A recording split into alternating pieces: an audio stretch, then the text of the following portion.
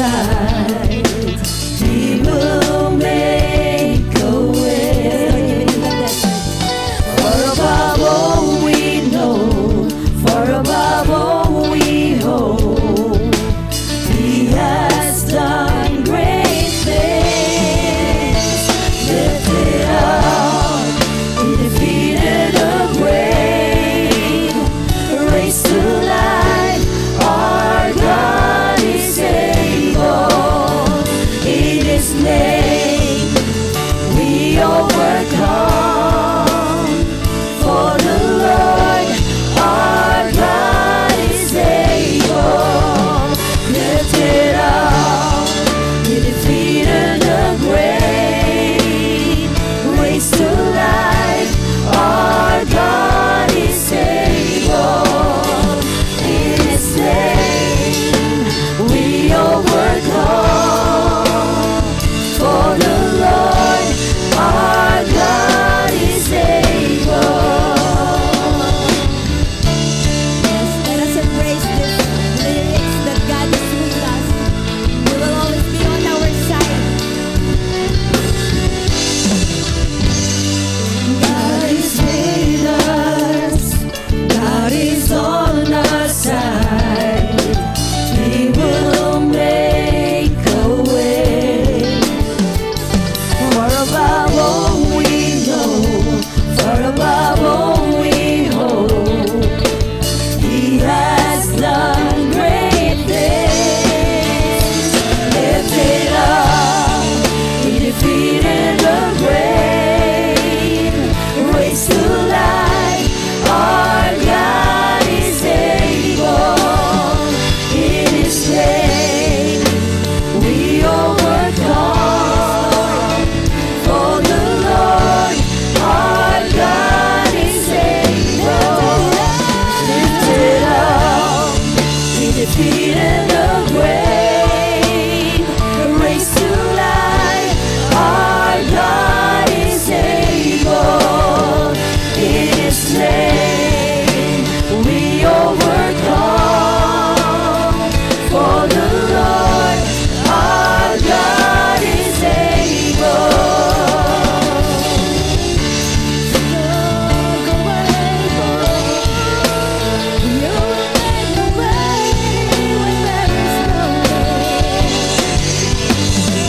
God is with us. He will go before. He will never leave us. He will never leave us. God is for us. He has open arms. He will never fail us. He will never fail us. God is with us. He will go before. He will never leave us. He will never leave us. God is for us. He has open arms. He will never fail us. He will never fail us. God is with us. He has open arms. He will never leave us. He will never leave us. God is for us. He has open arms. He will never fail us. He will never fail us. Lifted up, He defeated the grave, raised to life. Our God is able. In His name we overcome. For the Lord our God is able. Lifted up, He defeated the grave, raised to life. Our God is able. In His name we overcome. For the Lord our God is able. For the Lord our God is able.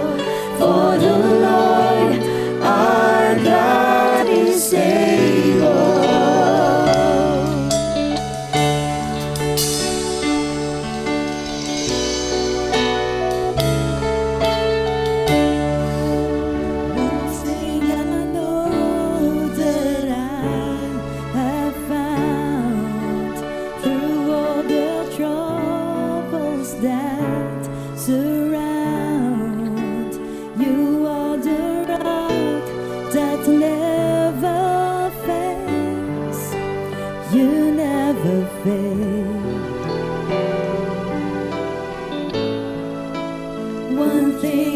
know that I believe through every blessing I receive. You are the only one that stays. You always stay. You never change. You're still the same. You are the everlasting God. You will remain after the day is gone and the things of earth have passed. Everlasting God.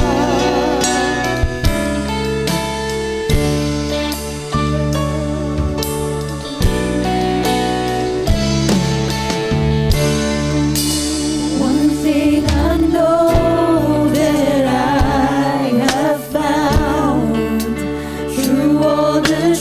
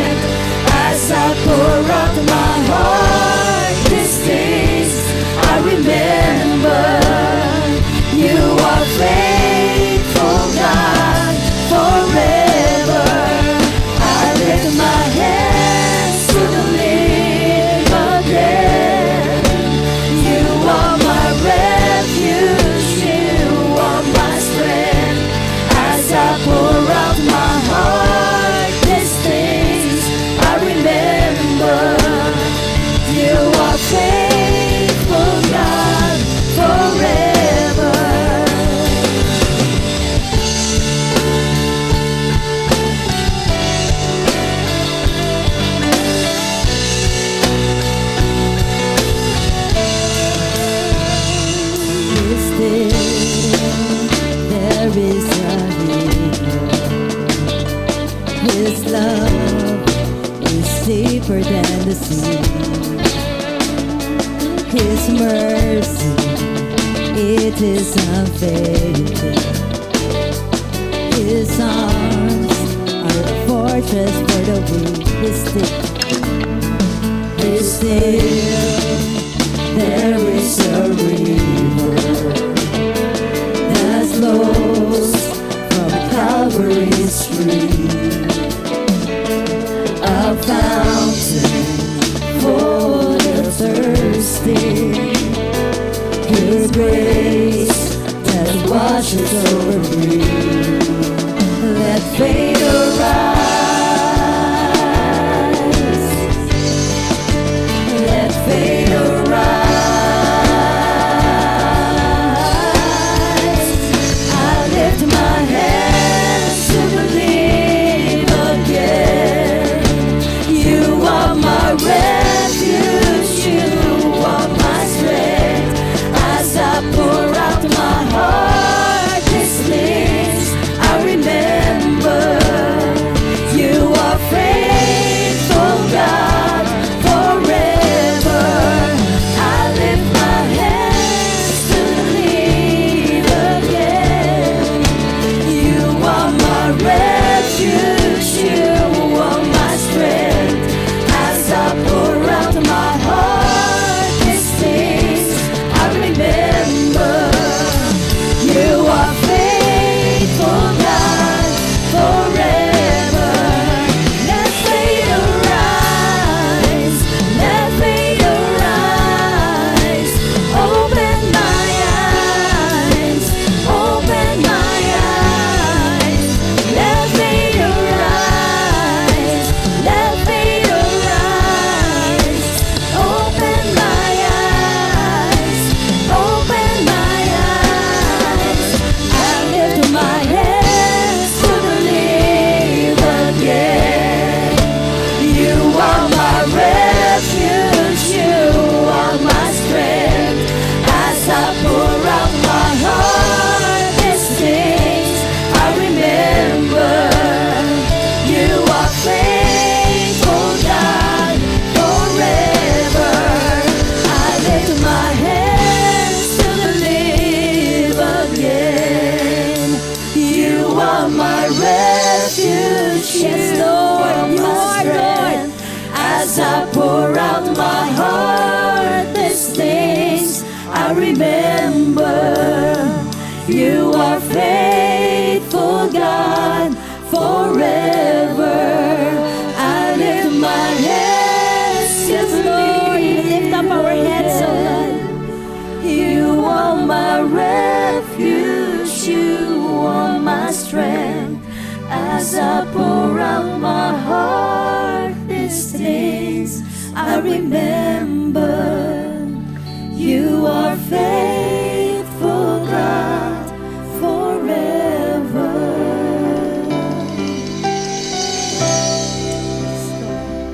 You will remain faithful, Lord, faithful until the end, Lord.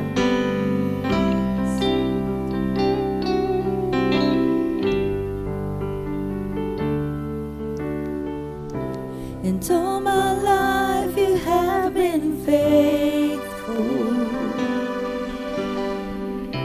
And all my life you have been so, so good. With every breath that I am able, I will sing of the goodness of God. And all my life you have been faithful. And all my life you have been so, so good. With every breath that I am able, I will sing of the goodness of God. And all my life you have been faithful. And all my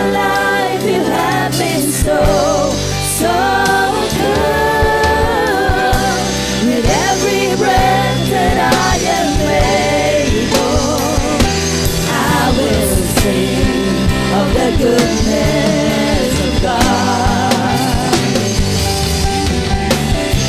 And all my life you have been faithful.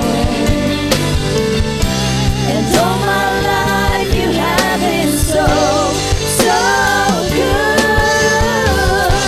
With every breath that I am able, I will sing of the goodness of God. Your goodness is running after me. Your goodness is running after me. With my life laid down, I surrender now. I give you everything. Your goodness is running after me. Your goodness is running after me. Your goodness is running after me. With my life laid down, I surrender now. I give you everything. Your goodness is running after me. And all my life you have been faithful. And all my life you have been so, so good. With every breath that I am able, I will sing of the goodness of God. And all my life you have been faithful. And all my life you have been so, so good. With every breath that I am able, I will sing of the goodness of God. And all my life you have been faithful. And all my life you have been so, so good. With every breath that I am able, I will sing of the goodness of God. I will sing of the goodness of God. Oh, I will sing of the goodness of God. Oh, we will shout your goodness. We will shout your faithfulness. We declare your goodness abound tonight. We declare your mercy, oh God. Oh, bless us, Lord, as we bless your holy name. Oh, hallelujah. We remember your mercy. Oh, your faithfulness reaches to the sky. Oh, hallelujah. Oh, Jesus, Jesus, you stay, oh God. Oh, you are our faithful Father, our faithful God. You saw us, Lord, even nandun pa lang kami sa womb ng aming mga nanay. You have been faithful, faithful to take care of us, faithful hanggang kami po pinanganak, Lord. Even now, even for the years that we will live, oh God. Indeed, Lord, you are a good, good Father. You are so merciful, so gracious. Papasalamat kami, Panginoon, because you existed even before the world began. You know everything. You know our hearts. You know what's going on inside of us, our battles, our victories, everything in us, oh God. Everything, Lord, everything in us. Patuloy kami nagpapasalamat, Lord, that even when we are experiencing persecutions left and right. Sabi mo nga sa iyong salita, Lord, 1,000 may fall at your side, but we will just see it with our own eyes. We will remain untouchable because of your mercy, because of the love that you have bestowed upon us. Kaya ngayong umaga na to, Lord, let us not forget all the benefits of why you have saved us, of why you have died for us. But let it be a reminder every day, every minute, every second of our lives that it is only by your grace, it is only by your mercy, Lord, that we have been saved. Lord, we thank you. At ngayong umaga na to, Lord, ay patuloy na aawit kami, Lord. Let our hearts arise, let our faith arise, oh God, that we will stand by the grace of God. At hayaan mo, Panginoon, that as we continue to sing songs of worship, as we continue to adore you, oh God, we will sing this victory song, oh God. Let a new song arise, oh God. Let a new song arise in our hearts, oh God. Hallelujah, hallelujah, oh God. Hallelujah. Ayan po. So ngayon po, tayo po'y umikot. Ating pong kamayan ng ating mga kapatid. Kamustahin po natin sila, yakapin natin sila. Mag-shake hands po tayo to express our love and care for each other po.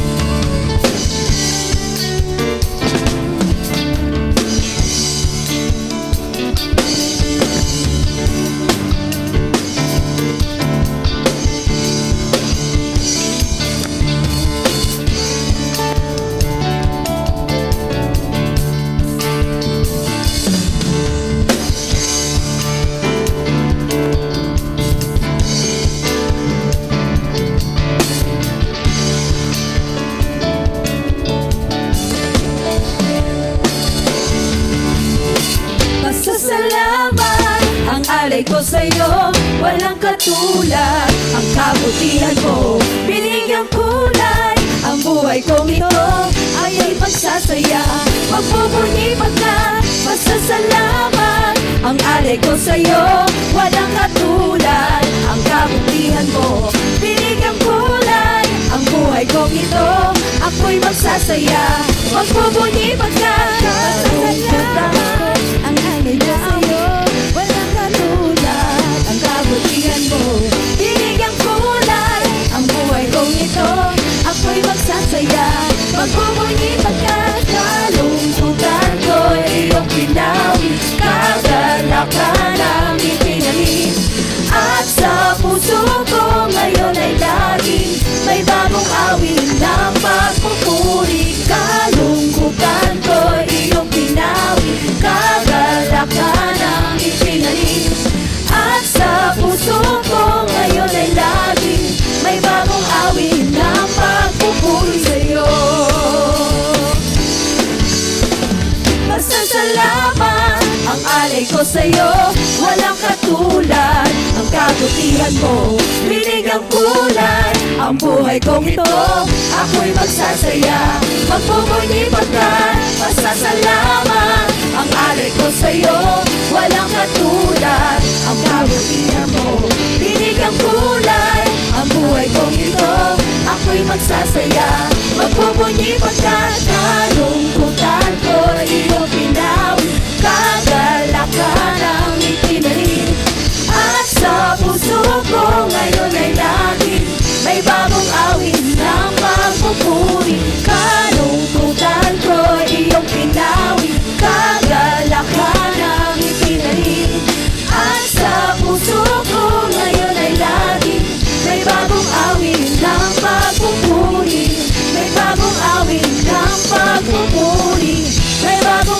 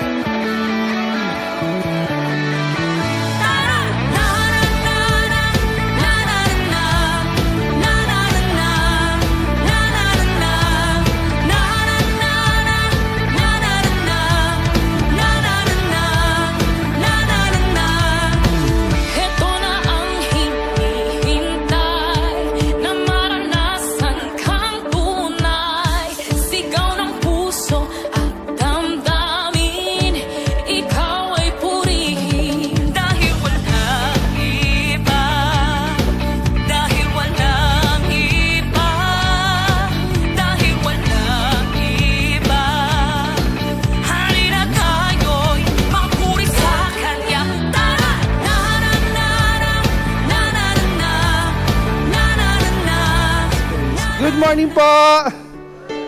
Wow, may energy. Kamusta po? Ay, biglang nag-dial na. Okay. So, few announcement lang mo po, no? So, August 30, magkakaroon po tayo ng Parents Connect po. So, every parents po na nandito po ngayon, inaanyayahan po natin na magdalo po. Gayon din po, no, sa mga couples na trying to have na maging parents na po, we encourage everyone po, no, to join po. So, August 30, anong araw po yun? August 30? Sunday. So, lahat po tayo nandito na noon. And we encourage everyone po na i-seize po natin yung opportunity, i-take po natin yung time na matuto ng bago po kung paano po magpalaki ng ating mga anak or future ng mga anak. So sabi nga po sa Bible, di ba, train up your child. So kailangan turuan po natin yung mga anak po natin dahil iba na po yung galaw po ng mundo ngayon. Inaatake na talaga po ang mga kabataan. So this time po, no, let's attend po sa August 30. So, tayo po'y dadako sa ating tithes and offering. Sa photography po, meron pong tinatawag na Ghost Month. So, nung kasama ko sina Pastor Lordwin, si Pastor Apple sa nagsushoot, lagi po namin naririnig na ang month of August is Ghost Month. Ghost month daw, sabi po nila. So, siya sabi po doon na wala daw pong bookings or walang gaanong mga events or shoots. Kasi possible po, gawa po is tag-ulan. So, possible din po yun. Pero habang tumatagal po, no, yung walk ko po kay Lord, o yung walk kay Lord, na-realize ko po, no, na wala pong empty na month sa ating Panginoon. Every day is indeed a blessing. So every day is indeed a blessing po, mga kapatid. Paggising pa lamang po natin sa umaga, that is already a blessing. May kape po tayo na tinitimpla, it's already a blessing. Kahit po walang sugar, it's already a blessing. Di ba po, no? May pagkain sa hapagkainan, it's already a blessing. Kung susumahin po natin, no, every day, every instances po ng buhay po natin, yung grace ng Lord is always reaching us. Yung times na parang walang-wala na walang-wala tayo, pero mamaya po, may magme-message sa inyo, ito, may binigay ako sa inyong bigas. O kapatid, pambili mo ng gamot. O kapatid, pambili mo ng healthy foods. Yung mga sinabi ko na po yun, naranasan po namin mag-asawa sa buhay po namin. Hindi po dahil mabait po kami sa mga kapwa po namin, but because the Lord is gracious. The Lord is gracious. So, pinoprotektahan niya po yung mga anak niya. Mga anak po ba tayo ng ating Panginoon? Ba't parang hina pa? Isa pa po, mga anak po ba tayo ng ating Panginoon? Amen. So, ang magulang po, hindi po nila pababayaan ang kanilang anak. So, if we're claiming that the Lord is our Father, let's claim that po. Napakabuti po ng ating Panginoon sa ating buhay. Tayo po ay mabigay ng ating tithes and offering.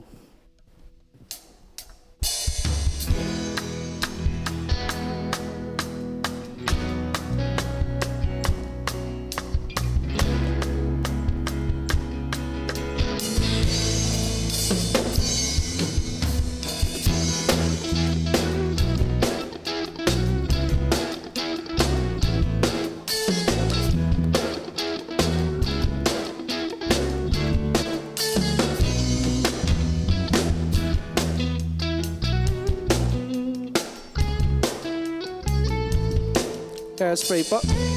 Pwede po natin itaas sa ating kamay towards po sa ating tithes and offering. Lord,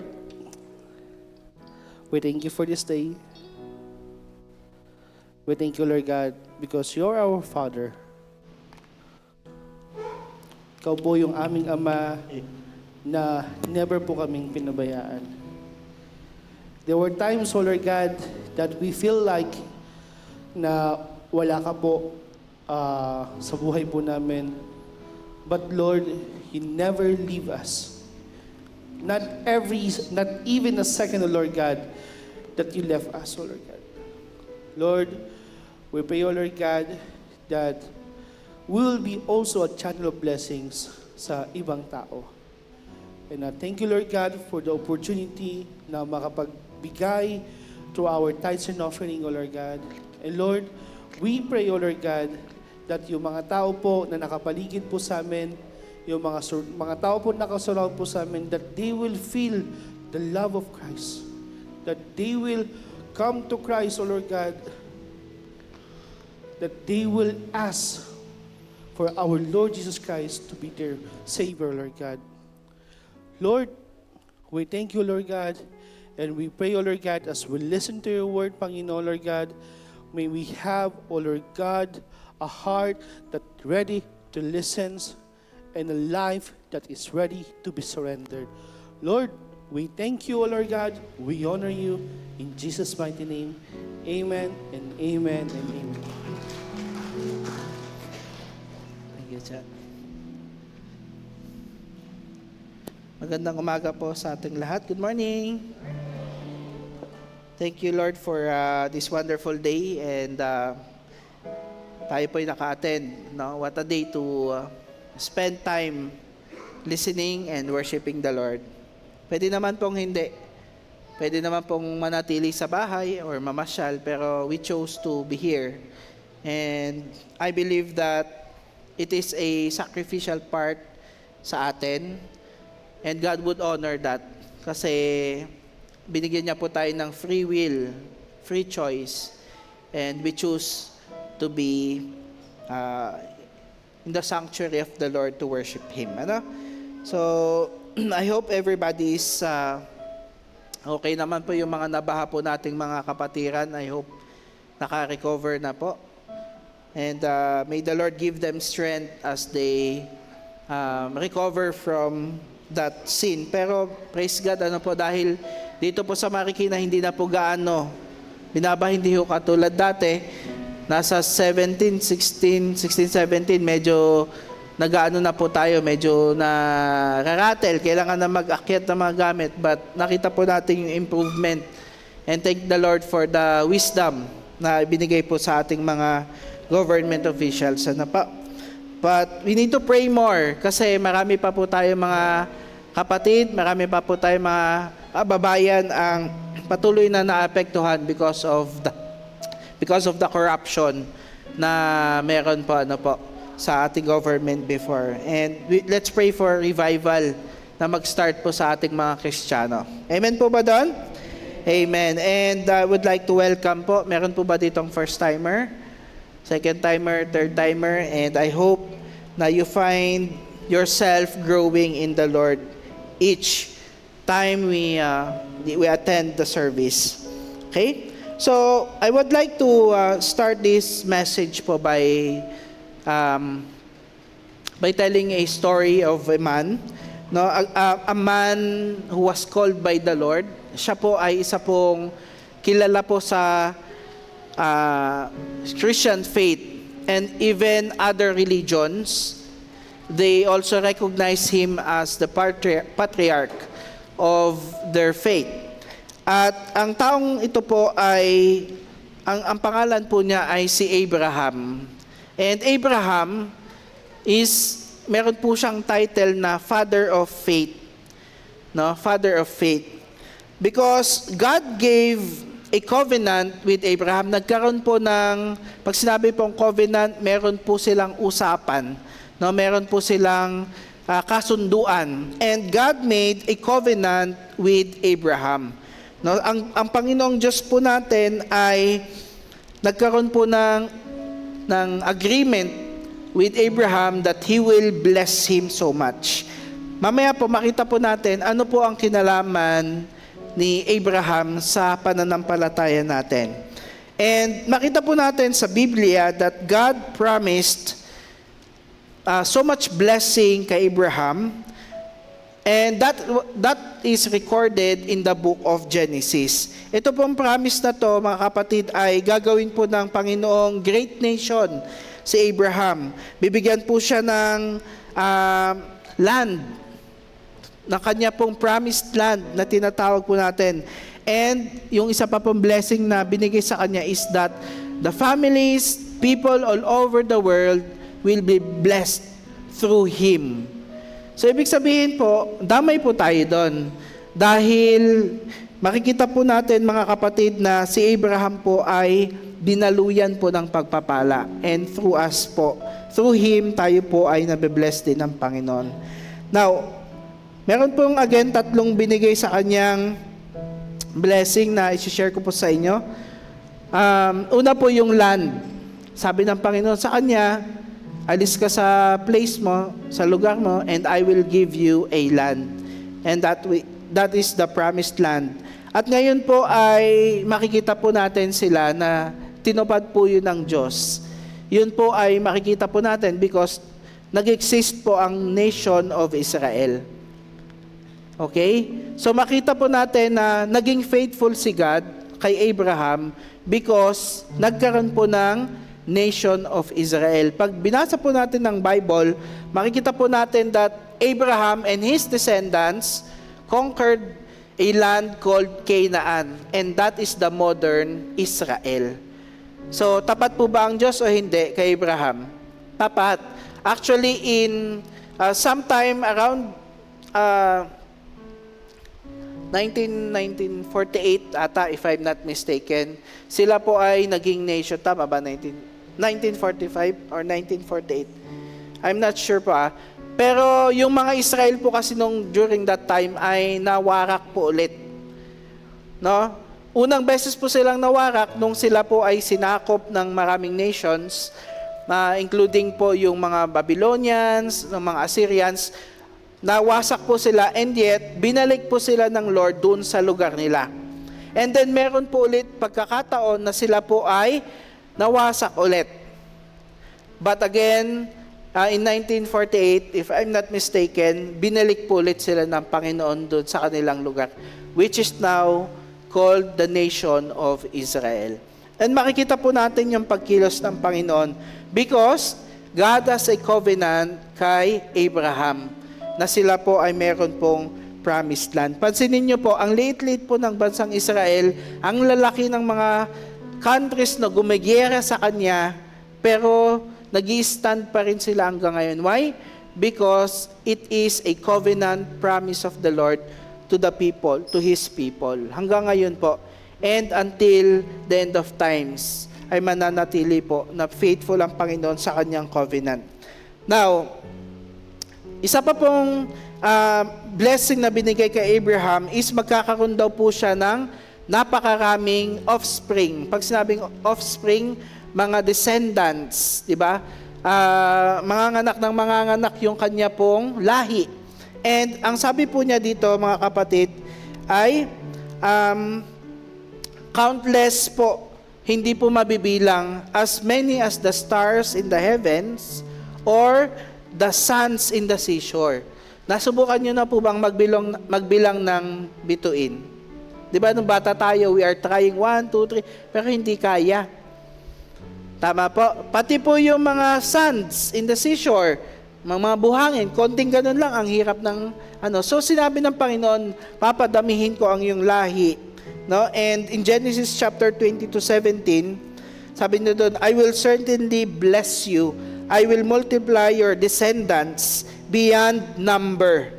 Like the stars in the sky and the sands on the seashore, your descendants will conquer the cities of their enemies. So meron pong promise ang Panginoon kay Abraham. Sabi niya doon, and this is a spiritual context, yung sinasabi po niya dito na stars in the sky, di ba madami po yon, that represents the Jewish people, the Jewish nation.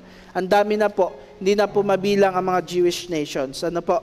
So, ang pangalawa po ay yung sinasabi niya doon na as many as the sands in the seashore, yun naman po yung mga non-Jewish people like us, na naging anak na rin po ni Abraham dahil po yung sa pananampalataya po natin kay Jesus. Okay, so we are linked together. Okay? At ang pangatlong blessing po na binigay sa kanya, worldwide blessing through His seed. Ibig sabihin po, through Him ay mabibless po ang mundo. Bakit po? Because pag zoom in po natin yung buhay po ni Abraham at ni Jesus, si Jesus po, ang lineage po niya ay nagdadirekta po sa buhay po ni Abraham. I'm not sure kung dito ko ba na-share yun, yung sa buhay ni Rahab. I think sa Pasig po ata. Si Rahab ay descendants din po ni Jesus, no? Ganon din po si David, si Abraham, di ba? So makikita po natin na Abraham will bless, through him the nations will be blessed because the Messiah came from the line of his lineage po niya. Na po. Kaya lang po, sa buhay po ni Abraham, hindi po 100% naging smooth. Kasi po nagkaroon po ng problema. There was a problem. And para ma-fulfill yung promise ni Lord sa kanya, yung covenant kay Abraham, kailangan po dumami po yung kanyang lahi. Dahil hindi po kaya ni Abraham na sakupin yung kainaan ng sarili niya lang, o kaya yung mga tao niya, hindi po. Hindi niya rin po kaya na magparami kung wala rin po siyang anak. Kasi yun po ang sabi ng Lord, paparamihin ko yung lahi mo, yung in the Jewish, the nation of Israel. Yun po yung problem because Abraham ay matanda na po siya. I think the first time that God told him that promise was when he was 75 years old. So, ibig sabihin, binigay sa kanya ng Lord yon, parang 75 years old na. At nagkaanak po si Abraham, he was already 100 years old. Okay? So, sino po yung mga past 80 years old pa? Sabihin mo nga may pag-asa pa. Okay? But during this time po, ang buhay po talaga ng mga tao, medyo mahahaba po talaga na po. And hindi po imposible na talagang yung lifespan po nila. Pero sinabi po ni Abraham parang siya mismo at saka si Sarah medyo nagda-doubt na sa ganitong edad pa namin, magkakaanak pa kami. Di ba po? So, paano na yung promise at covenant ng Panginoon sa kanya? So, long story short, mga kapatid, ay binigyan po ng Panginoon ang mag-asawang Abraham at Isaac, ay si Abraham at si Sarah ng anak, which is, ang pangalan po niya ay si Isaac. No? And siya po ay naipanganak na sila po ay 100 years old and 90 years old si Sarah. So, God will fulfill His covenant through their son Isaac. Ang title po ng pag-uusapan po natin ngayon mga kapatid ay pinagamatan po nating maghintay, sumunod, magtiwala. The journey of faith. Maghintay, sumunod, at magtiwala. So basically, God would like to remind us that we have to learn how to wait. Maghintay po tayo at tayo din po ay matutong sumunod kahit po mahirap, kahit po na marami pong circumstances, kahit po na parang it seems hindi siya logical yung pinapagawa ng Panginoon, we need to obey. And then, ang kasunod po niyan ay pagtiwalaan po natin ang Panginoon. Are you excited to hear God's message this morning? Amen? And then I invite you for a short opening prayer. Panginoon, maraming salamat Lord sa buhay po ni Abraham. Tunay nga po na isa po siyang ehemplo na paano po kami, Lord, na magiging faithful, Panginoon. Magiging faithful, Lord, until the end. Na kahit, Panginoon, marami po kaming challenges sa buhay, marami po kaming trials, pinagdadaanan, both victories and sometimes defeat, Lord, we will still be faithful, Panginoon, because we know that wala na po kaming ibang tatakbuhan kung hindi kayo lamang, Panginoon. Wala na po kaming ibang huhugutan ng lakas kung hindi kayo lamang, Panginoon. Katulad po ni Abraham, Lord, na siya po ay tinest po yung kanyang faith, tinest po yung kanyang pananampalataya, but He remained faithful until the end. He remained faithful, Lord God, sa pagsunod sa inyo. Kaya, turuan nyo kami ngayong umaga, Lord, na matuto po kaming maghintay to listen to your call, Panginoon, at maging faithful sa calling nyo sa amin. Na matuto po kami, Panginoon, sumunod, na mag-obey sa inyo, at Lord, matuto po kami magtiwala sa inyo no matter what happens, Father God. Thank you, Lord, for the life of these people, Panginoon. Na mga anak po ninyo nakikinig sa mga oras na ngayon, I pray, Lord, that you would just open our eyes, our spiritual eyes and ears, and our hearts, so that may we listen to your Holy Spirit. Hayaan niyo, Lord, na mangusap po kayo ngayong umaga sa pamamagitan ng inyong salita, Panginoon. Hide me behind your cross. Pakalinisin niyo po ang aking isipan at puso so that I may deliver your message, Lord God, sa mga kapatiran po. And even for me as well, Panginoon. Maraming salamat, O Diyos. Papurihan po ang inyong pangalan. Sa matamis na pangalan ni Jesus, lahat po ay magsabi ng Amen and Amen. And I will tell a story. Meron po akong ikukwento sa inyo, and after this, ay pakita ko po sa video. Paki-ready na lang connect yung ating video. This is a story of a little girl na siya po ay isa pong bata. No? And siya po ay nag-ipon dahil meron po siyang gustong bilihin na pearl. And yung pearl na yon, syempre alam naman natin na mahal ang totoong pearl. So, ang ano po niya, ang ginawa po niya, nakaipon po siya ng maliit, $2, sabi po dito sa kwento, and she bought a pearl, yung laruan lang na pearl, or yung counterfeit. So, she loved it with all of her heart. Mahal na mahal daw po niya yon. Sinusuot niya sa kanya mga laruan, no? And dala-dala niya po 'yon sa kanyang bed, sa kanyang school at church. 'Di ba? Pag meron tayong gustong gamit na nabili kahit saan gusto natin, bit-bit natin, 'di ba? So every night, sabi po dito sa kwento, her father tuck her in, niyayakap po niya, nilalambing po ng tatay, and ang tanong po ng tatay sa kanya is, "Do you love me?"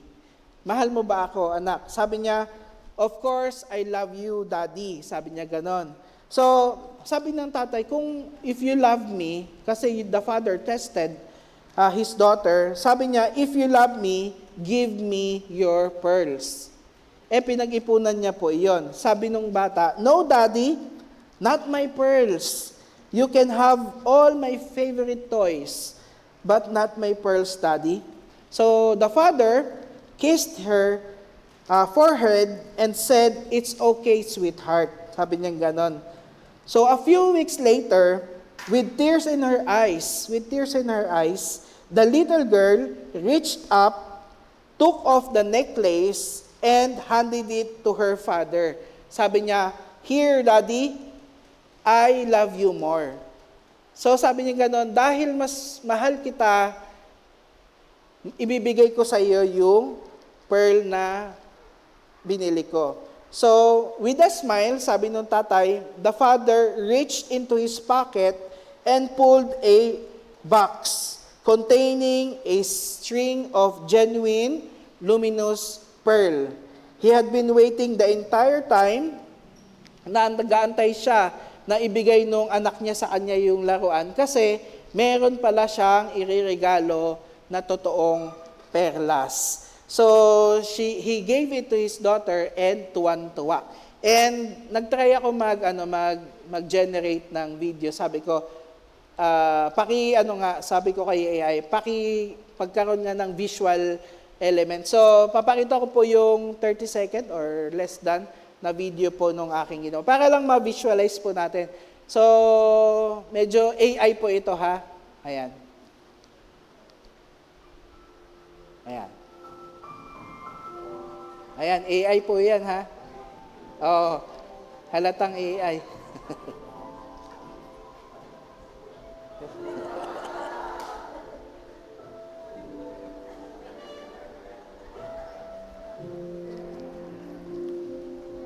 Oh. Okay, palakpakan natin ang Panginoon sa story niya. So, nakakatuwa, no? At saka halatang AI kasi magkaiba yung hulma ng katawan namin. Medyo slim fit si Daddy doon. But, makita po natin ano yung core story ng lesson po natin. God never tests our obedience to discourage us or down us, but to reveal what has captured our hearts and to prove that His provision far exceeds anything we cling on. Ano po ang ibig sabihin po nun?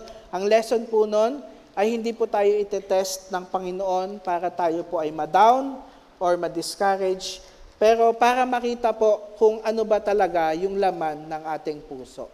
Ano ba talaga or sino ba talaga yung laman ng ating puso na mas umiibabaw dapat, mas umiibabaw doon sa pag-ibig natin sa Diyos. No? Meron ba? So, Abraham was tested by the Lord. Abraham's faithfulness was tested to the max. Sabi po doon sa book na binabasa ko, Abraham received the test of all the test. Ibig sabihin, pinakasukdulan, pinaka-max na test yung kanya pong natanggap. And the story that we will be focusing on is in Genesis chapter 22 verses 1 to 14. Medyo mahaba po ito pero maganda po mabasa natin kasi dito po iikot at para maunawaan po natin yung test na pinagdaanan po niya. Genesis chapter 22 verses 1 to 14, sinubok ng Diyos si Abraham. Yan po yung title nung chapter na yan. So basahin po natin. Pagkalipas ng ilang panahon, sinubok ng Diyos si Abraham. Tinawag siya ng Diyos, Abraham, narito po ako. Tugon naman niya. In verse 2, sinabi sa kanya, isama mo ang kaisa-isa at pinakamamahal mong anak na si Isaac. At magpunta kayo sa lupain ng Moriah, umakyat kayo sa bundok na ituturo ko sa iyo at ihandog mo siya sa akin. Okay, so dito po ay makikita po natin na meron pong binigay na instruction si God kay Abraham. At yung paghahandog na po yan, na makikita po natin dyan, ay ibig sabihin po sa English version, you give him to me as a burnt offering. Hindi po katulad natin dito, ihandog, papa-party natin, etc. Hindi po. Ang sinasabi po ng Lord dyan, ay umakyat kayo sa bundok na kung saan siya ay i-offer mo sa akin, ay siya ay susunugin mo para i-offer sa akin. Okay? In verse 3, kinabukasan, maagang bumangon si Abraham at nagsibak ng kahoy na gagamitin panggatong sa handog na susunugin. Inihanda niya ang asno at umalis kasama si Isaac at ang dalawang aliping lalaki napupunta sa lugar na sinabi ng Diyos sa kanya. Verse 5, kaya't sinabi ni Abraham sa kanyang mga alipin, bantayan ninyo rito ang asno at kami na lamang ng bata ang aakyat sa bundok. Sasamba kami sa dako roon at babalikan namin kayo. Verse 6, ipinapasan ni Abraham kay Isaac ang kahoy na panggatong, dala naman niya ang apoy at patalim. At magkasama silang lumakad. Verse 7, tinawag ni Isaac ng pansin ng kanyang ama. Ama, sabi niya ganon, ano yan anak? Tugon ni Abraham, meron na po tayong apoy at saka panggatong, ngunit nasaan po ang tupang ihahandog? Tanong ni Isaac. Kasi po usually, tupa po ang inihahandog, hindi po tao. So verse 8, sumagot si Abraham, anak, ang Diyos ang magbibigay niyon, kaya't nagpatuloy sila sa paglalakad. Verse 9, pagsapit nila sa lugar na itinuro ng Diyos, gumawa ng altar si Abraham, iniayos niya ang ibabaw nito ang panggatong at inihiga si Isaac matapos gapusin. Itinali niya po yung kanyang anak. So anong ibig sabihin? Talagang seryoso po itong si Abraham. Now, verse 10, nang sasaksakin na niya ang bata, tinawag siya ng anghel ni Yahweh at mula sa langit ay sinabi, Abraham! Abraham! Sabi niya, Narito po ako, sagot ni Abraham. Verse 12, sinabi ng mga anghel, huwag mong patayin ang bata, huwag mo siyang saktan.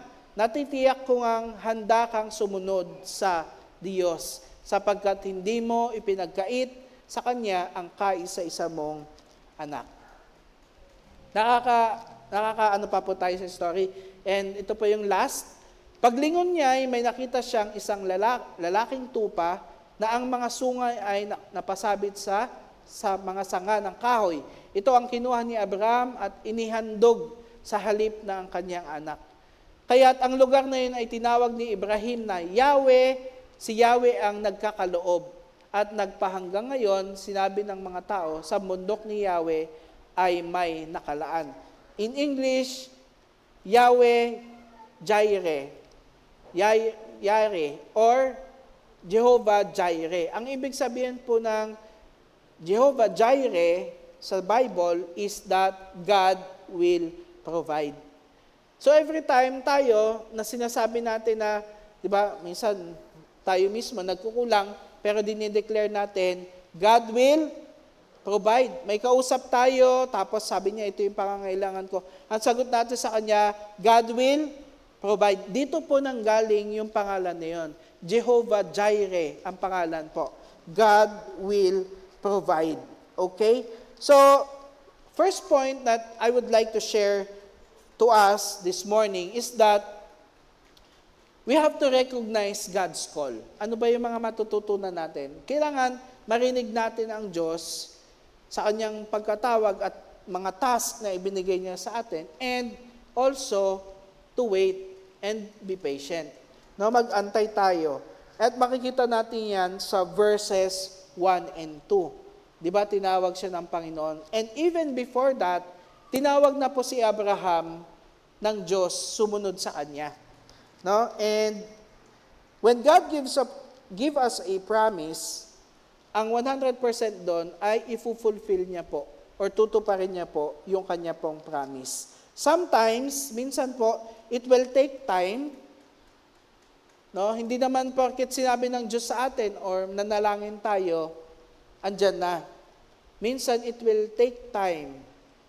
Sometimes weeks, sometimes months, and sometimes years that God will fulfill His promise sa atin. Katulad po ng ibang nag-testimony sa atin, napanood po natin sa Facebook po natin, manood po tayo ng mga testimonials, ng mga faith walk po natin, kasi nakaka-uplift ng spirito po. Ano po, tulad po nung na-testify ni Tere, no, yung sa kanilang bahay, nung sumunod po siya sa Panginoon, iniwan po niya yung kanya pong pagkalulong po sa sugal. Di ba? Naalala ko po nung sinabi po niya doon, na uuwi yung asawa niya, wala pang pagkain. Busy sa pagsusugal. Wala pang pagkain, wala siyang pakialam. Pero nung nakilala at sumunod niya siya sa Panginoon, nagbuhos-buhos po yung blessing sa kanila, even to the point na yung bahay po na tinitirahan po nila ay nabili na po nila. Praise God, po. Palakpakan po natin ang Panginoon sa buhay po nila. Talagang buhay po ang Diyos. And we really have to be patient doon sa promise ng Panginoon sa atin.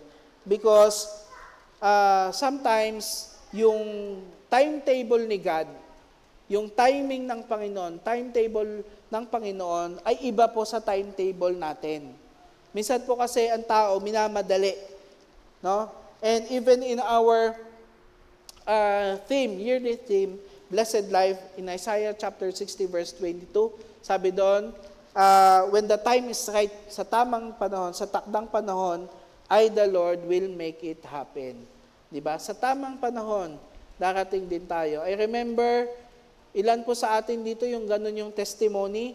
Dati, ini-invite natin yung asawa natin, pero ayaw umaten. Tama po ba? Sa pilitan pa minsan. Si Tatay Efren pala yun, yung isa nag-testify. Ni-invite siya, nandun lang daw siya sa sulok, natutulog. Pero habang nakikinig siya, yung presensya ng Panginoon, nangungusap na sa kanya. And then, dumating yung time na may umawit na, I surrender all. Diba tayo, tama ba? at unti-unti na lang siyang napaluha, napataas ang kamay, at doon na nagsimula yung relasyon niya sa Panginoon. Ilan po sa atin ang ganon? Si Tatay Scott, di ba? Palagay ko bago mapunta si Tatay Scott dito sa church, busy muna doon sa kulungan nila San Pedro. Di ba tayo? Mga sabong kasi, yung mga manok. Pero ngayon, binago na siya ng Panginoon. Di ba? Sino pa yung may kwento ng ganun sa atin dito? Na una, ayaw pa natin, parang nagdadalawang isip. Ako man mismo, nung ini-invite ako dati nung pinsan ko sa church nila, sa Baguio pa. Nakatira po kami sa La Trinidad. So malayo, bundok pa. Wag na lang. Pero ang ginamit ng Panginoon, basketball. Sabi, join ka. Magbabasketball. Mayroong basketball. Naki-join ako at doon na nagkaroon ng curiosity. Ang sarap palang sumama sa mga kapatiran na nagpupuri sa Panginoon. Wala palang dahilan para ikahiya siya at mapahiya at magkaroon ng hiya sa aking sarili sapagkat napakasarap pong magpuri sa ating Panginoon. So, may perfect timing po ang Panginoon sa bawat isa. Kung ano man yung promises na binigay niya sa atin, ano man yung mga visions, mga calling na binigay niya sa atin, it will happen pag binigay po ni Lord yan. But we have to recognize that call and be patient and have to wait. May kwento po ako sa inyo. Ito po yung kwento ng isang bata na mabait naman po yung bata. And one time, naglalakad po siya, nakakita po siya ng isa pong pupa. So ang pupa po ay galing po sa caterpillar at siya po ay, yung caterpillar na yun, kakain ng madami, mag-iimbak, tapos magta-transform po siya sa pupa. At dyan po sa loob na yun ay napakainit. Hindi ko po alam sa probinsya kung nakahawak na kayo nun. Pag pinindot mo, gumaganon-ganon, di ba? Nakaano na ba kayo nun? Pag pinindot mo yung para siyang gumaganon-ganon. So yan po ay, sa loob po niyan ay yung caterpillar. And someday, pag naging successful po, yung caterpillar na po na yan ay magiging isa pong butterfly. So itong bata na po ito ay naglalakad po siya. At nakita niya po yung pupa na parang nag-i-struggle siya. Sabi niya, matulungan ko nga itong caterpillar na ito. So ang ginawa po niya ay tinulungan niya po na buksan yung pupa. No? And ang nangyari po, yung pupa po ay hindi po nagtuloy na naging butterfly yung caterpillar. Bagkos ito po ay namatay pa. So tutulong na nga siya, hindi pala niya alam na pag binuksan niya pala yon ay hindi po tutuloy sa proseso. And ano po yung lesson po natin doon?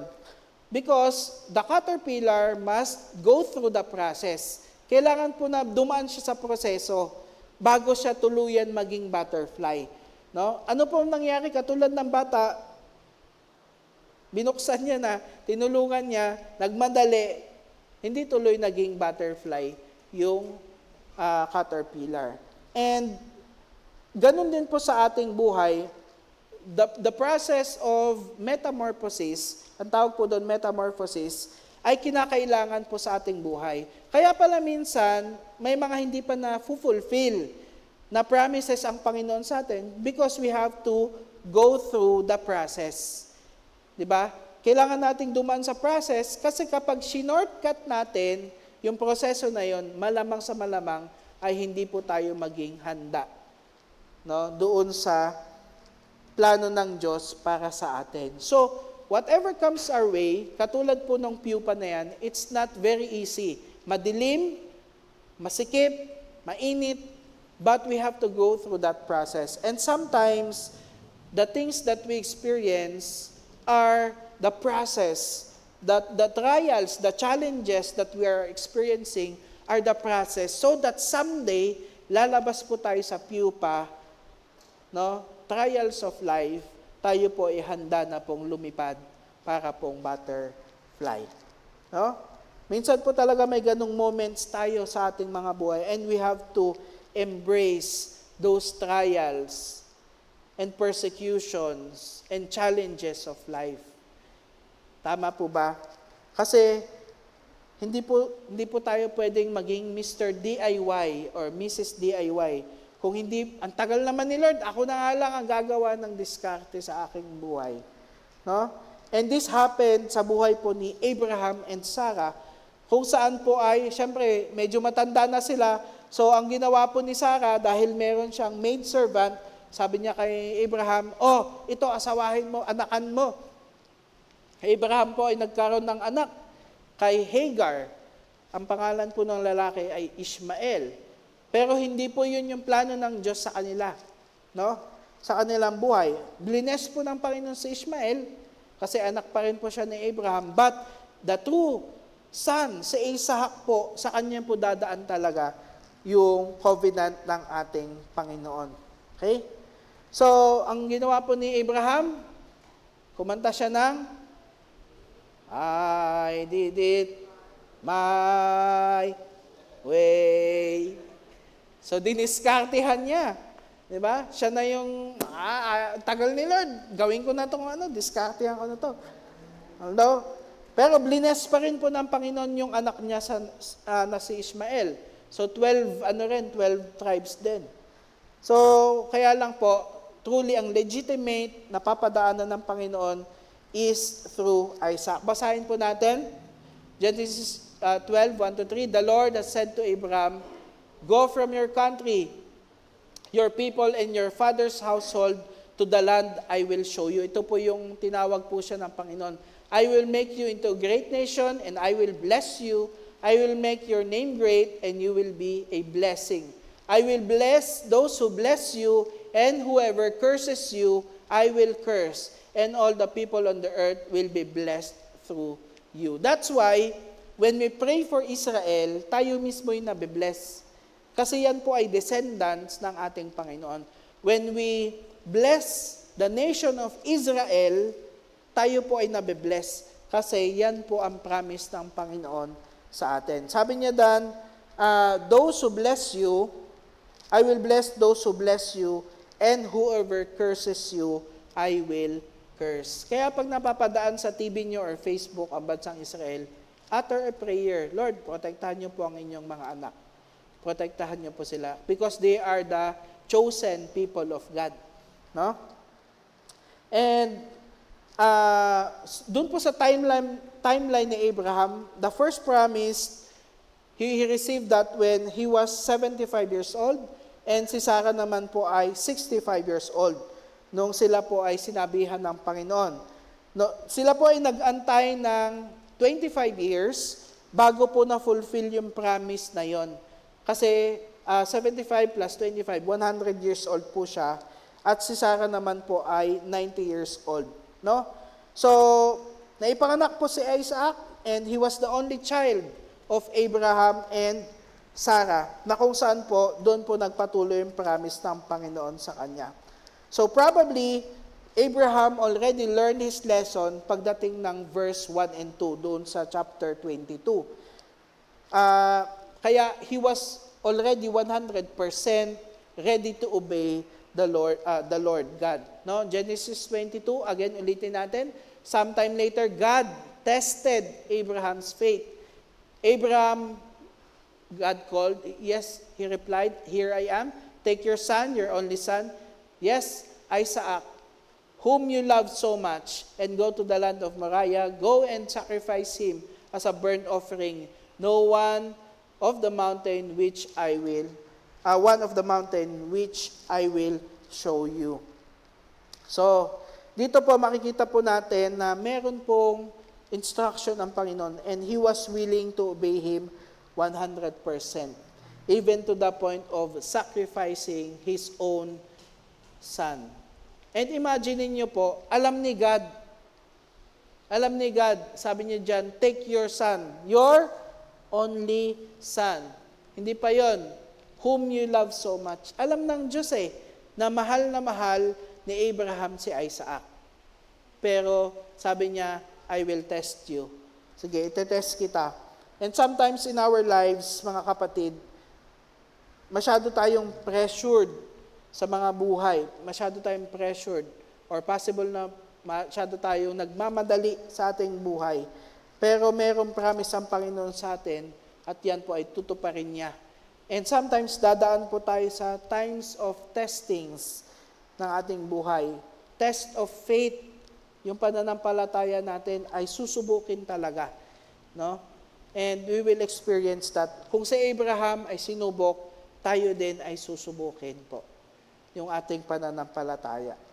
So, minsan, sa sobrang pressure natin, nawawala tayo sa wisyo, gagawin po natin, pag nape-pressure tayo, of course, makagawa tayo ng desisyon na minadali, hindi dinulog sa panalangin, or hindi na pag-isipan ng maigi. Ang ending, instead na mapabuti, lalo pang nalugmok. No? Kaya po, we have to wait upon the Lord and pray sa ating mga decisions. Kaya napakahalaga po na matuto tayong makinig sa Diyos, sa timing niya sa atin. No? Kahit po 25 years silang nagantay sila Abraham, still God fulfilled His promise. At ganun din po ang gagawin niya sa atin. Amen po ba? Ano po ang promise ni God sa bawat isa sa atin? Ano po ang ibinigay na promise ng Panginoon sa atin? Is it salvation ng ating mga mahal sa buhay? Di ba? Alam niyo po yung testimony po naming mga magkakapatid. Yan sila Adrian. Kailangan ko pang pilitin yung aming tatay para payagan po silang mag-church. But praise God, lahat po kami magkakapatid ngayon. Sila AJ, sila Cheska, tsaka si Josh, ay pare-pares po kami nagsiserve sa Panginoon. Pero during those time, talagang napakahirap. No, napakahirap dahil pag sinabi ng tatay na hindi. Kaya kailangan papalambutin mo muna, magpapa-good vibes ka muna, maglilinis ka, di ba? Adrian, aayusin mo, dapat malinis yung banyo, lahat, bago makapagpaalam. At pag nag-yes, praise God, makakapag-church po kami. And again, testimony, pare-pares po kami nagsiserve sa Panginoon ngayon hanggang sa ngayon. So we have to wait. Ano ba yung promise ng Panginoon sa atin? Is it your husband or your wife makakilala sa Panginoon? Yung ating mga anak? It will come sa right timing ng ating Panginoon. You just have to wait and go through the process, never letting go.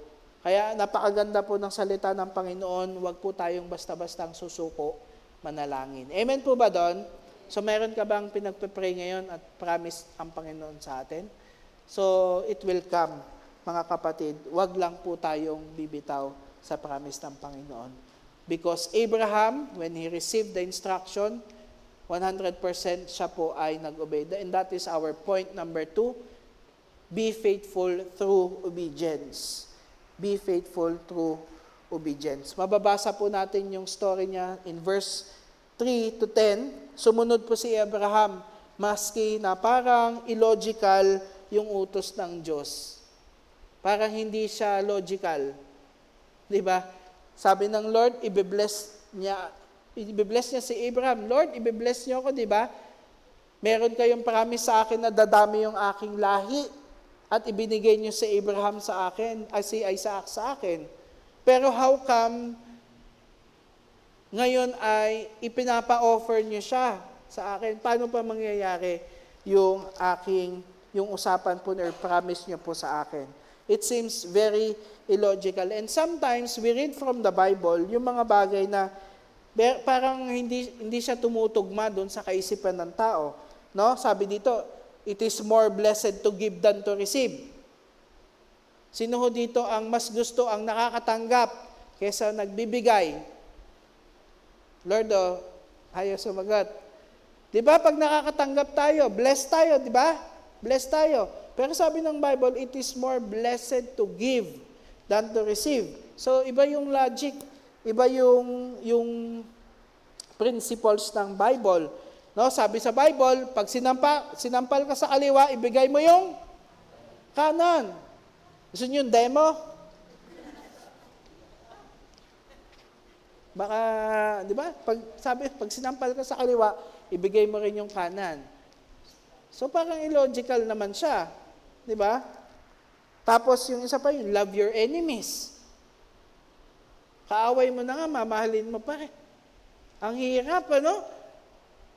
Paano ko gagawin, Lord? Kaaway ko na nga, mamahalin ko pa. Parang hindi siya tumutugma. And ganun din siguro yung naramdaman ni Abraham. Akala ko ba, Lord, may promise? Pero bakit kailangan ko pong patayin yung aking anak? Nag-iisa kong anak at yung mahal kong anak.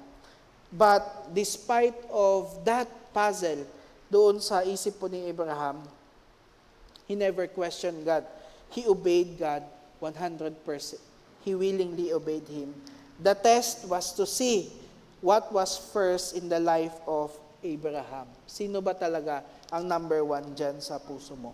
Si God o yung ibang mga bagay? Sa atin, ganun din yung test minsan. Sino ba ang number one sa ating mga buhay? Ang Diyos ba o yung mga bagay-bagay? Alam niyo po kung ano po yung katunggali ni God sa puso natin? Alam niyo po ba kung ano po yung kalaban ni Lord sa mga puso natin? Alam niyo po kung ano yon? Alam niyo po? Kayo po ang makakasagot sa sarili po ninyo. Kasi kanya-kanya po tayo ng trono ng Diyos sa puso natin.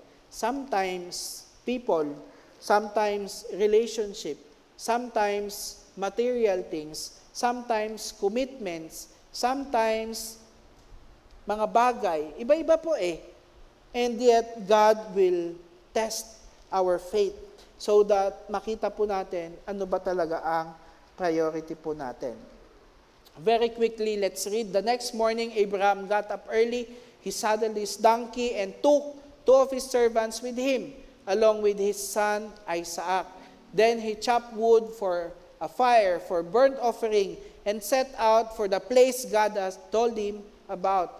On the third day of the journey, Abraham looked up and saw the place in the distance. Ano kaya ang pakiramdam nun? Papalapit na kayo ng ganon, alam mo na yung anak mo ay i-offer mo kay God. Stay here with the donkey. Sabi niya sa kanya mga tao, the boy and I will travel a little farther. We will worship there. Grabe yung term niya. We will worship there. And then we will come right back. But in his mind, may pananampalataya siya. Ano sabi niya? We will come right back. Di ba? Bakit ganon? Hindi niya sinabi na, okay, we will worship then and I will come back. Kasi ito, mataas ang pagtitiwala niya at faith niya sa ating Panginoon that they will come back. And also, sige, tignan natin. So, when they arrived at the place where God had told him to go, Abraham built an altar and arranged the wood on it. Then he tied his son Isaac, and he laid him on the altar on top of the wood. And Abraham picked up the knife and to kill his son as a sacrifice. At that moment, the angel of the Lord called to him from the heaven, Abraham, Abraham. Yes, Abraham replied, here I am. Alam niyo po ba na pag kasi binabasa natin, parang ang imagination natin, si Isaac ay bata pa. Tama po ba? Yung the child, ano. Pero in the studies, according to Josephus, isa po siyang historian, Jewish historian, and ilan pong mga traditional Jewish studies, ang age po ni Isaac during this time is between 25 to 37 years old. 25 to 36. So, hindi na po siya yung parang kila Zion na ano. Hindi na po siya ganon.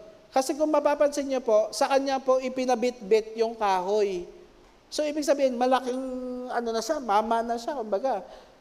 Sa atin, ano po.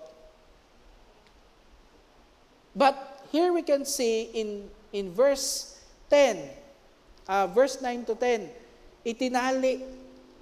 Nagtanong pa siya may panggatong ho tayo, may ano po tayo, apoy, may lighter, posporo, pero wala akong panggatong. Sabi niya kay tatay, nasaan po yung i-offer? Kumbaga sa atin, nasa yung barbecue? Walang iba barbecue. Nagutom tuloy ako. Pero sabi ni God, God will provide. No? And makita po natin dyan, mga kapatid, mga kaibigan, na iginapos ni Abraham si Isaac. Sa palagay nyo, hindi ba naiisip ni Isaac na mukhang ako yata yung isasalang Hindi ho ba? You are 25 to 37 years old, walang panggato, at ikaw yung ipinahiga doon sa altar. Verse 9, He tied his son, which is ginagawa lang nila yun sa mga tupa, ipinahiga siya doon sa altar, sa ibabaw ng wood, and Abraham picked up the knife to kill his son as a sacrifice. Never po natin dyan mabasa, no, tumakbo, pwedeng tumakbo siguro yun, di ba? Pwedeng umikot para mawala doon sa altar. But Isaac, nandun lang siya, he was willing to give his life. And did you know that Isaac is a type or typification of Christ in the Bible? Siya po ay nire-represent niya si Kristo. Why? Because Jesus was also like Isaac. When the Father gave His only begotten son, parang si Abraham, nag-iisa yung anak niya si Isaac.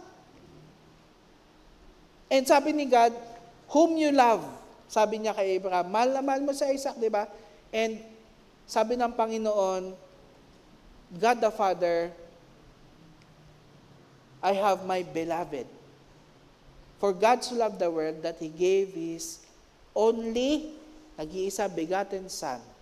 Yung mahal na mahal ng Diyos Ama ay willing niyang ibinigay sa sangkatauhan para tayo ay niligtas. And we have to highlight here the reaction of Isaac, kasi hindi po siya pumalag. Katulad po ng Panginoong Hesus. He knew in the first place, bago po siya bumaba dito sa lupa, alam niya na darating yung araw na siya po ay papatayin ng mga tao. Hindi siya umatras. Hindi siya umatras, hindi siya nagdalawang isip, ay, papatayin pala ako. Wag na lang. Why? Because Isaac has the same obedience like Jesus. Jesus was so obedient to his Father. Bago po siya ipako sa krus on that night, he was praying in the garden. Sobrang iyak niya. And he was praying to the Lord God, our Father in heaven. Sabi niya, Lord, kung posible, wag na lang. But not my will be done, but yours be done. Ibig sabihin, kapatid, just like Isaac, Jesus willingly gave His life for you and me. He was willing to die on the cross for us. And He did, by the way. No? Si Isaac, andyan siya, pinigil Pero si Jesus, natuloy. Pero the good thing about it, hindi po nanatiling patay si Jesus. Kasi napagtagumpayan niya po yung sin and death. And that is the reason why you and I, or everybody who gave their faith sa ating Panginoon, ay may abilidad na tumawag sa Diyos at maligtas because of what Jesus did. Because of the obedience of Jesus to the Father. And ganun din po kay Isaac, So, Matthew.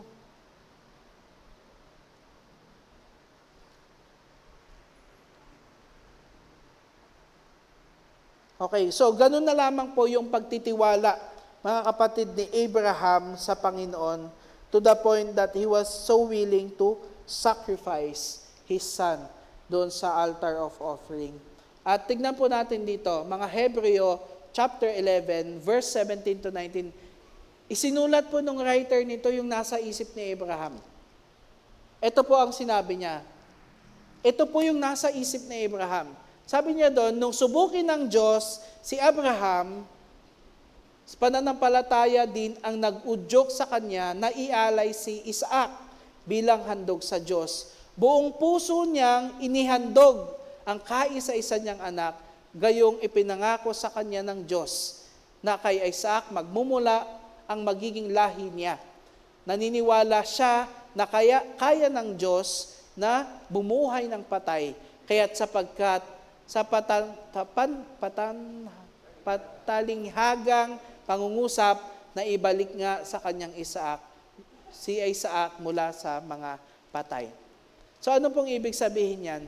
Ang nasa isip ni Abraham, kahit na mapatay ko yung anak ko, kaya ng Diyos buhayin ang anak ko.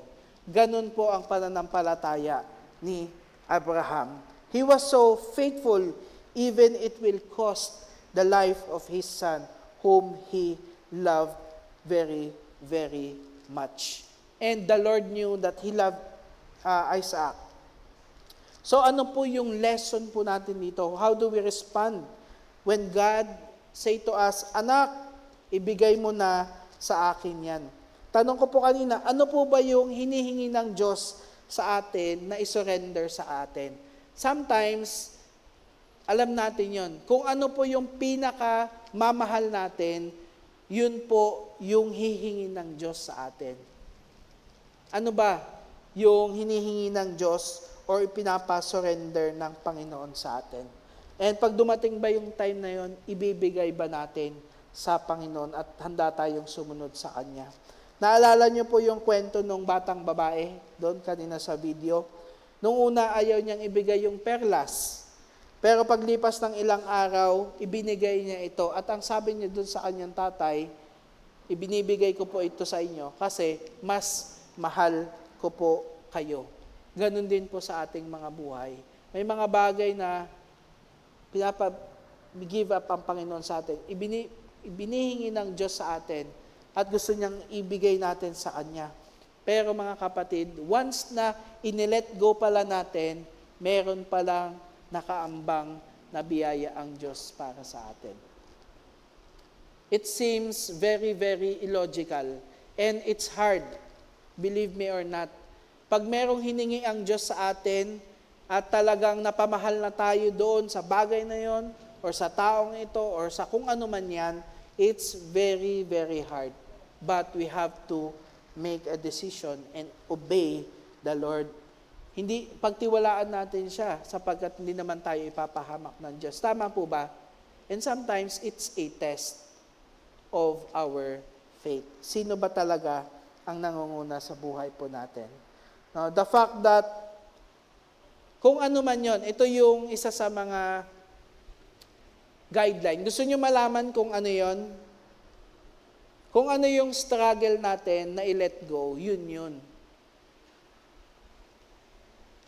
Kung ano yung parang nahirapan tayo or struggle tayo na i-let go sa Panginoon, yun yung bagay na yun na gustong ibigay ng Panginoon. Meron ba?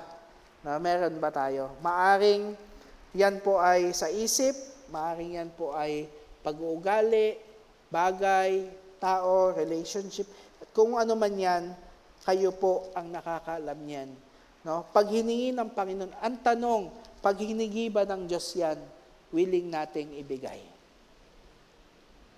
Ilang percent? Kasi si Abraham, 100%. Wala siyang backup eh. Hindi siya nagdala ng, dadala ko ng tupa, just if ever, Hindi. Sumunod siya sa Panginoon, dinala niya yung kanyang anak. I'm not sure if familiar po kayo sa story ng mga unggoy. No? In parts of Asia and Africa, yung mga hunters daw po, meron po silang simple method of trapping and trapping wild monkeys.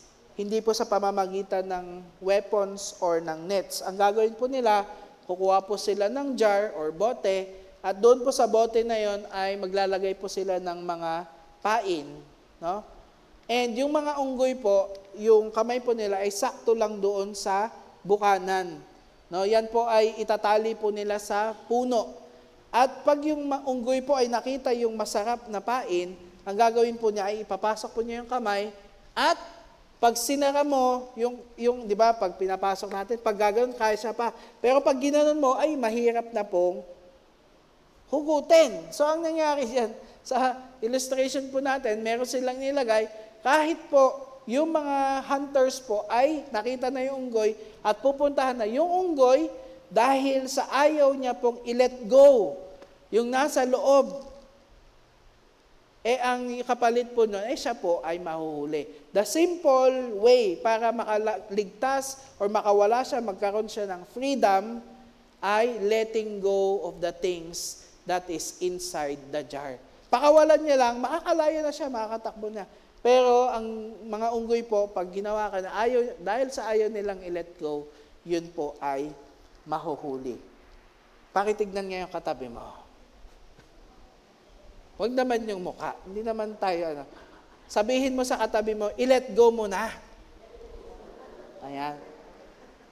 Huwag tayong maging katulad ng mga unggoy. No? Ayaw mag-let go.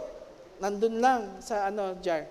But in essence, the story of that, mga kapatid, ay we have to learn how to let go. No? Ano yung bagay na yon na gustong i-let go ng Panginoon sa atin so that we will gain freedom. No? And sabi ko nga po sa inyo, whatever that is, sometimes yun yung nagkukos para hindi tayo magkaroon ng freedom. Maaring yan po ay character, relationship, financial safety net. Minsan yung gusto natin, secured tayo 100% bago sumunod sa Panginoon. Sometimes personal ambition or emotional relationships, no? We refuse to let go. And truly, the question is, what really occupies our hearts? Yung struggle itself, pag tayo daw talaga ay nag-i-struggle, that already depicts idolatry, no? Because something or someone beyond or above God is already considered as idol. So makita po natin sa buhay ni Abraham, wala po siyang withhold, no? So number 3 and the last point that I'd like to share to you, mga kapatid, is we have to trust the Lord for His provision. Trust the Lord for His provision. Now, alam niyo po, the moment that God gave us a mission, He will also provide provision. Pag may pinapagawa ang Diyos sa atin, hindi po maaari na i-send off tayo ng Panginoon nang hindi po siya nagbibigay ng provision sa atin. Amen po ba doon? Hindi ho katulad ng mga sundalo. Pag pinadala mo, walang bala, walang barel, walang ammunition, anong mangyayari sa kanya? Hindi po ganun ang Panginoon sa atin, because when God gave us His call sa atin, He will also give His provision. In Genesis chapter 22 and 11 to 24, malapit na po magtapos. At that time, the moment the angel of the Lord called to him from the heaven, Abraham, Abraham! Yes, Abraham replied, Here I am. Sabi niya, don't lay a hand on the boy. The angel said, do not hurt him in any way. Ito po yung gusto kong tignan natin. For now, I know that you truly fear God. You have not withheld from me even your son, your only son. So it was really a test of faith. Then Abraham looked up and saw a ram caught by its horn in a thicket. So he took the ram and sacrificed it as a burnt offering in place of his son. Abraham named the place Yahweh Jireh, or Jireh, which means the Lord will provide. To this day, people still use that name as a proverb. On the mountain of the Lord, it will be provided. No? Makita po natin dyan, napag-aralan po natin, mga kapatid, na tumugon po si Abraham sa calling ng Panginoon. And the highlight of the point number 3, no, na pagtiwalaan ng Panginoon is that, sabi niya doon, I know that you truly fear God. Talagang genuine yung pagsunod mo sa Panginoon. Hindi ka lang sumusunod dahil sinabi. No? Dahil genuine talaga yung pag-ibig mo sa akin. Sabi niya po, no, alam ko na kaya mong isacrifice maski ang iyong anak para sa Diyos. So the question, mga kapatid, sa atin, as I end this message, is ano yung mga bagay na gustong ipag-give up ng Panginoon sa atin? For how many weeks na? How many months na? Or even years? No? Alam niyo po, the Holy Spirit will reveal to us those things. And the moment na hindi natin siya ginagawa or hindi tayo sumusunod, the more na nagiging kalyus yung ating mga puso. Napansinin niyo po, dati, okay lang itong ginagawa mo, sinabi ng Lord, tigilan mo na. Pero the more na nagdi-disobey tayo dun sa bagay na yon, the more na nagiging kalus yung ating mga puso. Alam niyo po yung kalyo sa paa, di ba matigas siya? Nagiging ganun din daw po yung ating mga puso. Na kapag hindi natin sinusunod ang Diyos sa ninanais niya para sa atin, nagiging ganun daw po yung ating mga puso. And our prayer, mga kapatid, sa umagang ito, ay magkaroon po tayo ng puso. Yan po ang sabi po sa Biblia na po, na the Lord will take out or He will change our heart of stone into a heart of flesh. Kasi ang bato at yung texture po ng karne ay magkaiba. Ang bato matigas, ito po ay malambot. So yun po ang prayer po natin na, Lord, whatever that is, whatever man yung hinihingi mo sa akin, give me the faith para ito po ay isurrender sa inyo. Because God wants us to be faithful. And katulad po ni Abraham, mga kapatid, ay meron po tayong decision to make. No? Pwedeng i-withhold ni Abraham yun no? Wag na lang, Lord, kasi mahal na mahal ko tong anak ko nag-iisa lang to. Pero I will be faithful. Naging faithful si Abraham to the point that it will cost his life, the life of his son. Pero hindi po nagtigil doon. Dahil ang nasa isip po ni Abraham, whatever happens, God is in control. Whatever happens, I know God can do it. Alam ko na pag napatay ko yung anak ko at inoffer ko, He can bring him back.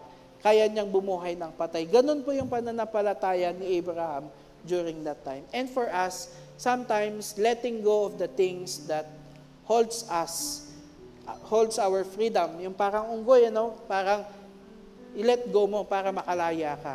Because God has something for us. Katulad po nung batang babae na akala niya yung $2, 100 pesos na pipitsuging pearl, yun na yung pinaka-precious niya. Pero the moment na inilet go niya yon sa kanyang tatay, meron palang nakaamba yung tatay sa kanya na totoong perlas, na more precious, more yung valuable po niya sa atin. So ngayon po ay, as we close this message, I pray that we learn a lot from the story of Abraham on how to handle when God is calling us. Let us learn how to be patient. Huwag pong madalain because we have to go through the process. Hayaan niyo pong lutuin tayo ng Panginoon so that someday tayo po ay magiging masarap. Parang yung adobo. Mga adobo, di ba? Pag niluto mo yan sa slow fire ng matagal, masarap, malinamnam. Ganon din po ang Diyos sa atin. May mga bagay na niluluto siya sa atin na pag minadali natin, di ba, na parang suka, pag hinalo mo kaagad, magiging maasim. No? Huwag po nating hayaan mangyari sa atin yun. Let us have patience to wait upon the Lord. Pangalawa po, mga kapatid, is we have to obey the Lord. Obedience, yan po ay isa pong bagay na may kaakibat na blessing. When we obey the Lord, automatic may blessing po nakasama. But if we disobey the Lord, may kasama pong curse. Yan po ang sinasabi sa Deuteronomy. So, we have to decide. Ayaw po ng Panginoon na pinupwersa tayo, but we have to decide what are the things that God wants to, what God wants to offer to Him sa ating mga buhay. Ano yung gusto ng Diyos na ilatag po natin sa Kanya? Is it the character, pag-uugali, no? Is it material things and everything? Kayo, again, sabi ko po, kayo po ang makakapagsabi niyan. And lastly, mga kapatid, is we have to trust the Lord that He will provide. Kahit na illogical, kahit na mukhang hindi yata pasok pero when we trust the Lord, He will provide for us. He will provide wisdom, He will provide strength, and sometimes, really, hindi sometimes, He will also provide financial blessing to us. Tayo po'y lahat ay tumayo, tayo po'y umawit as a response to His message for us all.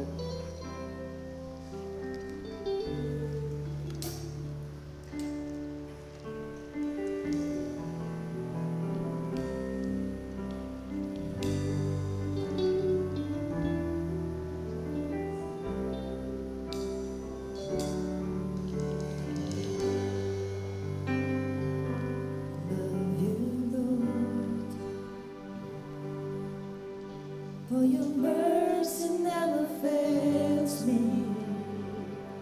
In all my days, I am held in your hand. The moment that I wake up until I lay my head, and I will sing of the goodness of God. Love you, Lord, For your mercy never fails me.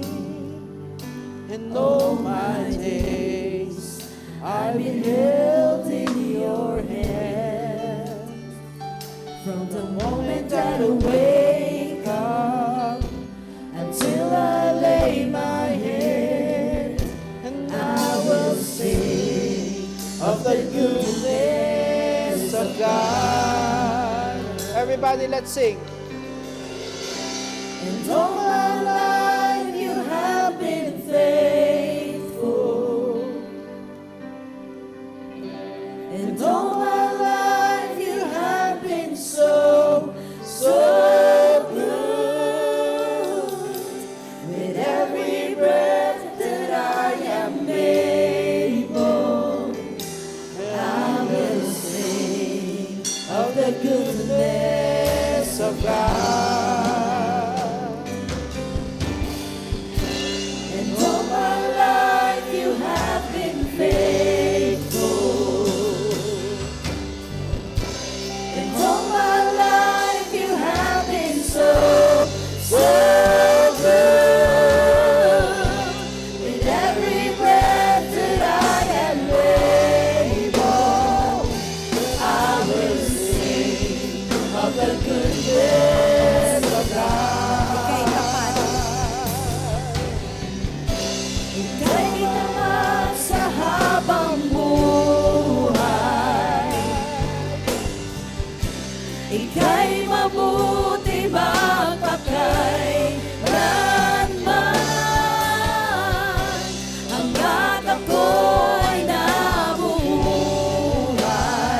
aawitin ko ang kabutihan ng Diyos. And all my life you have been faithful. And all my life you have been so, so good. With every breath that I am able, I will sing of the goodness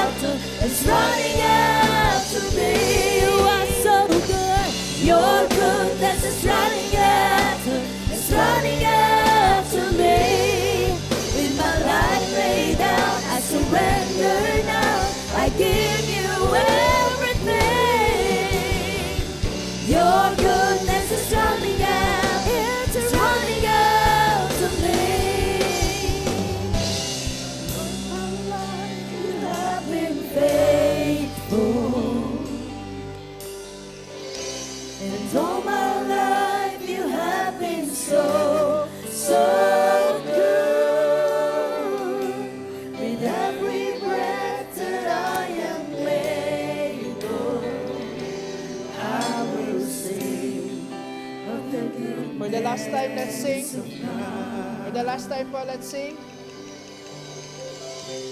And all my life you have been faithful.